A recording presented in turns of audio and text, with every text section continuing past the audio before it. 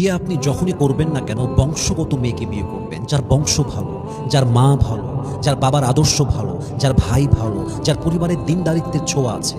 আরে ভাইজান, যেই মেয়ে বিয়ের আগেই মেসেঞ্জারে 4টা বয়ফ্রেন্ড, হোয়াটসঅ্যাপে 3টা বয়ফ্রেন্ড, ঘুরে বেড়ায় পার্কে, ঘুরে বেড়ায় হোটেলে, ঘুরে বেড়ায় কক্সবাজারে, এই মেয়ে চরিত্রবান কেমনে হবে?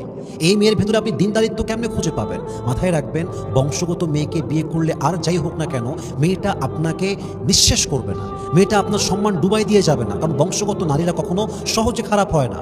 বংশগত নারীরা অন্যের সম্মানে আঘাত করে না। আর অন্যের সম্মান তো নষ্ট সেই করবে যার নিজের কোনো সম্মান নেই। অন্যর বংশে কলঙ্কিত সে করবে যার নিজের কলঙ্কের কোনো শেষ নেই। অতএব মাথায় রাখবেন, যেই মেয়ের কাছে আদর্শিক কোনো শিক্ষা নেই, যার মায়ের কাছে কোনো আদর্শ নেই, যার মায়ের কথার মধ্যে চরিত্রের কোনো ছোঁয়া নেই, ওই নারীকে বিয়ে করলে আপনার জীবনটা এত জাহান্নাম হবে যা আপনি কল্পনাও করতে পারবেন না। ঠিক কিনা বলেন?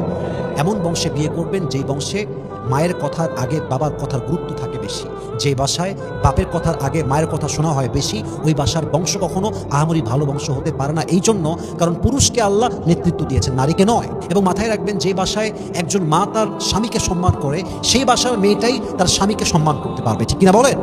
যেই মেয়ের মা তার স্বামীকে সম্মান করে না, ওই মেয়ে তার স্বামীকে সম্মান করবে কেমনে?